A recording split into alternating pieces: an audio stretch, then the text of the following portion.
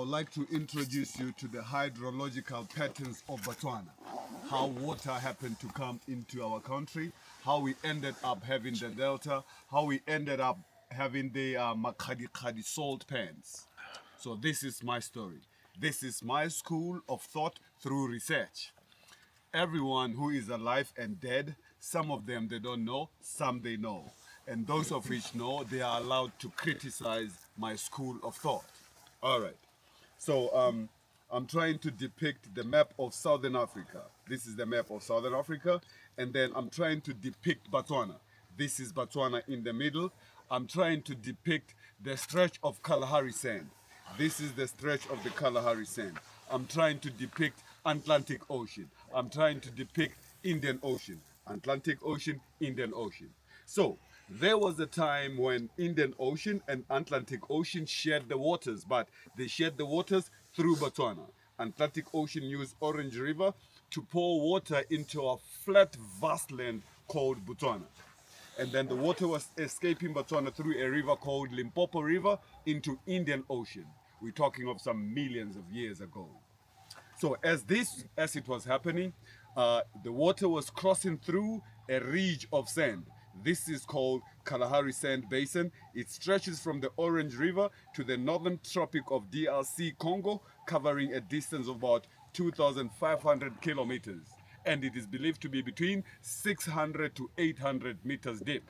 That's why when we're having earthquakes, because of that thickness, we have earthquakes of a low Richter scale.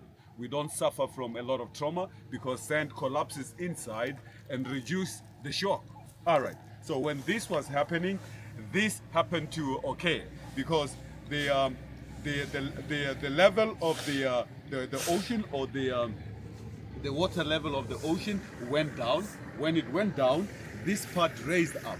So it was difficult for water to go up because it wasn't enough to go up.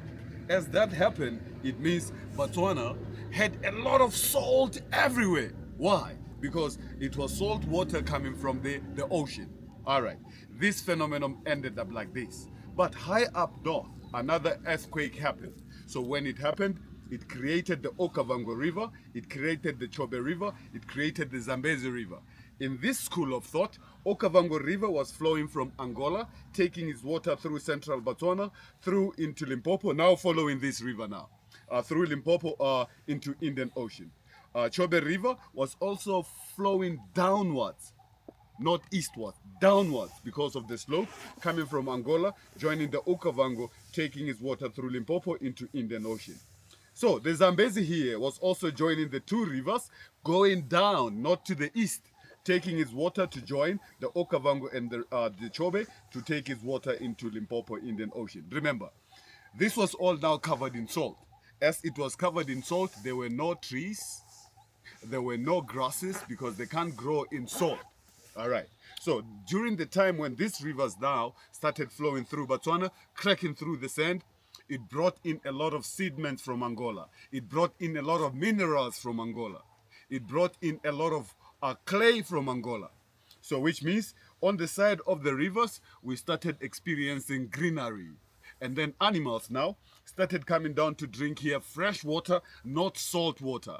As they were drinking fresh water here, coming from elsewhere where they were coming from, they were also following the river, dropping their droppings so that the trees can grow. The first trees to grow and also the first termites to grow, they started on this river. Okay, this phenomenon took place like that till again, the eastern part of Botswana had another upwarping scale. Okay, when the upwarping scale happened, it was called Kalahari Zambezi axis. The land in the east rised up. So which means now the Okavango, the Chobe, the Zambezi, water cannot go into Limpopo. It has to pile up.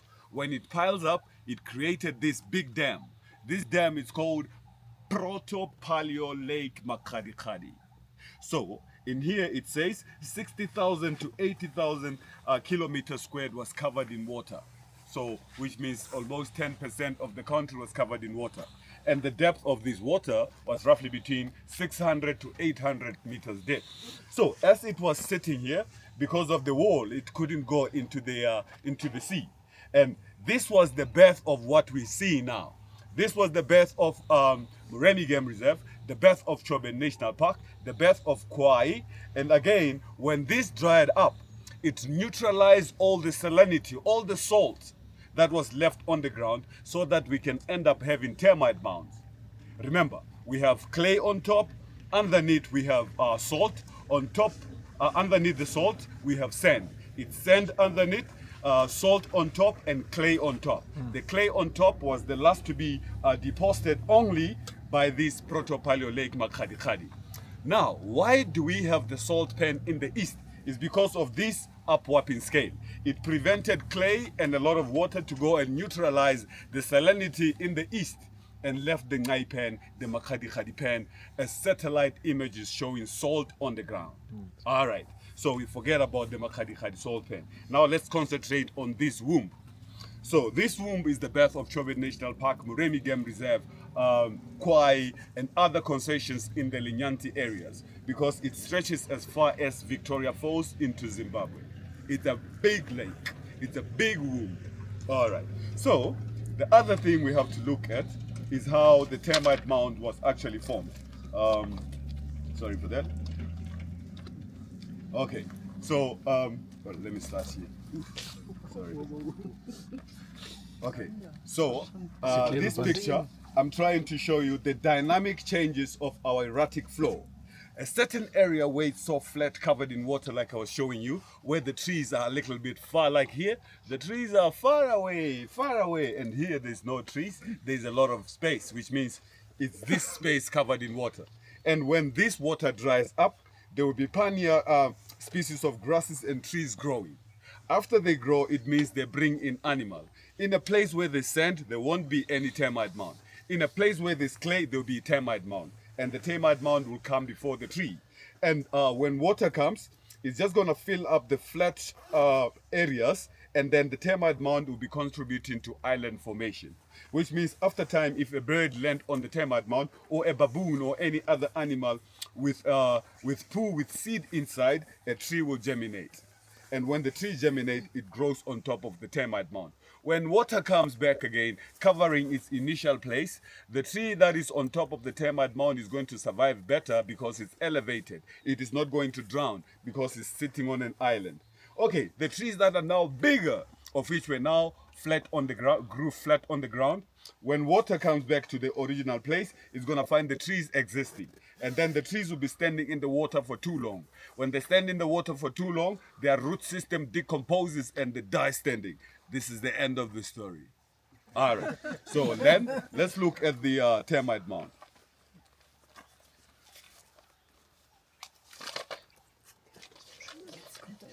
Okay, this is a cross section of a termite mound. We're cutting a termite mound in the middle so that we see what's going on inside. All right. After cutting it, we'll be seeing millions and billions of tunnels going underground. Why? Construction starts underground. So there'll be an active termite mound someplace. During the rainy season, those of which will be given a privilege to develop some wings, they'll fly out. They're called elates. And those elates are males and females. Once they fly out, they land on the ground. They investigate if it's clay.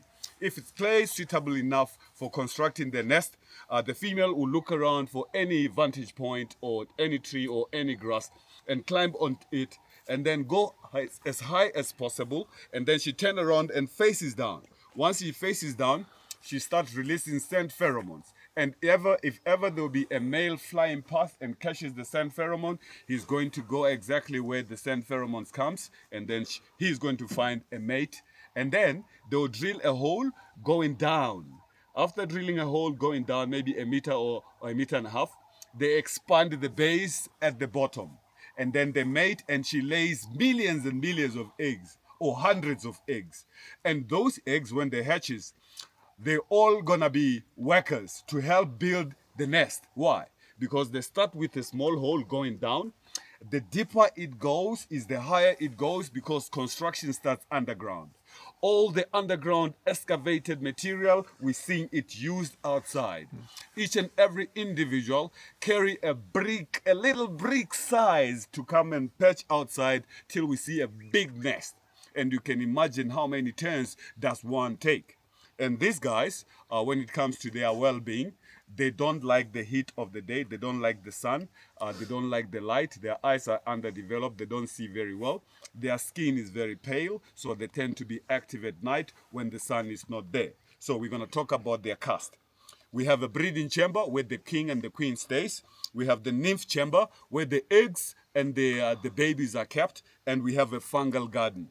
So at night, these guys, they'll open up some auxiliary valves on the side to go and collect plants' dead material, of which will be put in the compost heap. Just because when they dig, they dig going down to the water table. Immediately when they see like they're meeting the water, because they can't dig water, they'll drown, they stop. And then digging towards the water table helps them to regulate body temperature. When it's winter time, being here, it's so close to the water table. It means it's so cold, it's freezing. Where should they go? They go on top of the nest, so close to the sun. The sun will be hitting the top of the nest and they'll be having some warmth. So when it's summertime, when it's hot, they can't stay here because they're close to the sun. They go above the water table to cool. So they have a house that is well moderated. And on top of the house, they have an air vent. If it's extra hot inside, they open the vents to release the gas. Okay, it works like this. The workers, the soldiers are sterile. They do not reproduce. They are not men. They are not female. If the female queen or the queen loses fertility, the workers will go to the breeding chamber, select a certain baby, go to the fungal garden, modify a special diet, feed that baby to replace the queen. Same thing again. When they need more defense, they'll go to the breeding chamber, select maybe 1,000 babies, modify a certain diet, feed these babies to become soldiers. Again, when the king has a problem, maybe no longer releasing a lot of sperm so that the female can lay a lot of eggs, they gather around the king and suck his juices, all his juices, and leave just a shriveled skin that will be taken to the royal family cemetery inside and get buried. And the workers will go and select a certain baby and modify a certain diet from the fungal garden, feed this baby to replace the king. Same again. When this nest is destroyed, the workers will go to the fungal garden again and say, we need more workers. They'll get 1 million of these guys or 1,000 of these guys according to their breeding chamber, and then feed the rest of those babies selected, if it's 100 of them, a diet that will make them workers. So breeding in here is controlled by diet. And these guys, being the fungus termites, do not attack a live wood, do not digest plants' dead material. They collect plant dead material into the compost heap to decompose and form fungi or turn into fungi, and they only feed on fungi. That's why they're called fungus termites. In the rainy season, there are times that we see a lot of mushroom sprouting or shooting out from the fungal garden inside the termite mound, and that mushroom is eatable. It's eaten by man and all the species of primates. Ciao. High salutations. See you next time.